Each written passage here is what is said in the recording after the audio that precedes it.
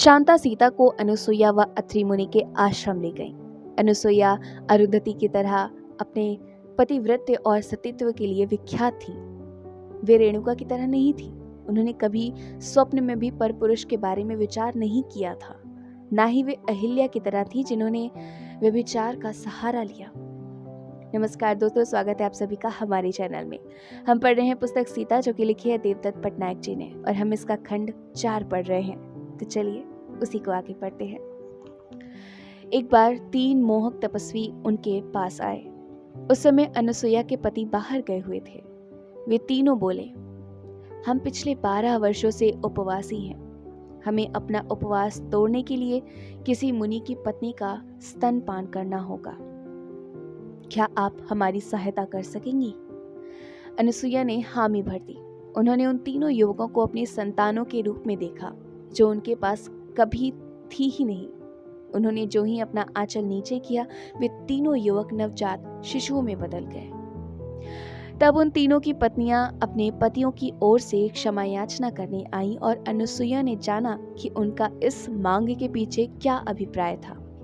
वे उन्हें लुभाना चाहते थे। धरती पर सबसे पवित्र और शुचिवान होने की प्रतिष्ठा को धूल धूसरित करना चाहते थे। अनुसुईया ने बिना किसी शर्त के उन तीनों को क्षमा कर दिया। उनके अनुसार तपस्या करने के बावजूद वे तीनों अभी नवजात शिशुओं के समान ही थे, जो छल कपट से आनंदित होते थे। उन्होंने उनका मोहक रूप लौटा दिया और रसोई से भिक्षान्न देकर उनका उपवास समाप्त करवाया। आभारवश उन तीनों युवकों ने अनुसुईया को आशीर्वाद दिया कि वे दत्त नामक महान पुत्र की माता होंगी, जिन्हें किसी गुरु की आवश्यकता नहीं होगी। वे सब कुछ देखने से ही सीख जाएंगे। वे आकाश, धरती, अग्नि, जल, वायु, चट्टानों, नदियों, पौधों, पशुओं, पक्षियों, कीटों, पुरुषों तथा स्त्रियों से ही ज्ञान पालेंगे और आदिनाथ के नाम से जाने जाएंगे। अनुसुईया ने जनक पुत्री का स्वागत किया और उसे एक पुष्पित वृक्ष के नीचे ले गई।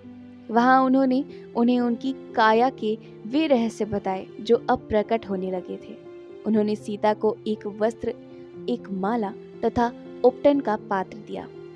वह वस्त्र कभी मलिन नहीं होगा, वह माला कभी नहीं कुम्हलाएगी तथा वह उपटन सदा उनकी त्वचा को कोमल बनाए रखेगा। यदि तुम महल में होती तो यह एक भव्य उत्सव का कारण बनता। तुम्हारे पिता और माता की ओर से तुम्हें उपहार भेजे जाते। तुम्हारे पति की माताएं तुम्हें हल्दी का उपटन लगाकर स्नान करवाती, पुष्पों से तुम्हारा श्रृंगार करती, तुम्हें निजी महल दिया जाता, और जब तुम स्वयं को मिलने के लिए तैयार समझती तो तुम अपने पति को पान के पत्तों में लिपटी सुपारी बेचती, ताकि वे तुम्हें आकर अरुंधति सितारा दिखाएं। परंतु हाय, वह सब करने के लिए तुम्हें 14 वर्षों तक प्रतीक्षा करनी होगी। मैं इसकी क्षतिपूर्ति के लिए तुम्हें क्या दे सकती हूँ? सीता बोली, आप मुझे इन 14 वर्षों के वनवास के दौरान अपनी देह तथा मन के प्रति सच्चा रहने का बल व आशीष प्रदान करें। मेरी बड़ी ननंद शांता का कहना है कि यह सब इतना सरल नहीं होगा। यदि अपने सतीत्व को एक भार के रूप में लोगी तो यह कठिन होगा, अन्यथा ऐसा नहीं होगा। अगर तुम अपनी देह की इच्छाओं को जानकर उन्हें स्वीकृति दोगी, उनका दमन नहीं करोगी और यह विचार करोगी कि जीवन में तुम्हारे लिए क्या महत्व रखता है, तो यह सब इतना कठिन भी नहीं होगा। अत्रि मुनि ने देखा कि उनकी पत्नी सीता का पुष्पों से श्रृंगार कर रही थी।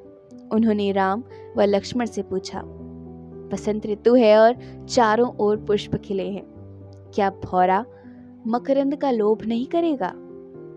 पहले लक्ष्मण ने उत्तर दिया, मेरा पुष्प तो अयोध्या में सो रहा है, वह तो 14 वर्ष बाद खिलेगा। इसके बाद राम बोले, मैं कोई भ्रमर नहीं, ना ही मैं कोई तितली हूँ। मैं रघुकुल का वंशज हूँ, जिसे 14 वर्षों तक वन में तपस्वी की तरह जीवन बिताना है।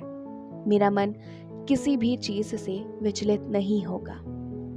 अत्रि सोचने लगी कि क्या वे शब्द उन्हें प्रभावित करने को कहे गए थे या वास्तव में एक युवा राजकुमार के विवेक से फूटे थे। उन्होंने कहा, यदि मन विचलित हो भी जाए तो स्वयं को दंडित मत करना। केवल मनुष्य ही परख करते हैं, प्रकृति ऐसा नहीं करती।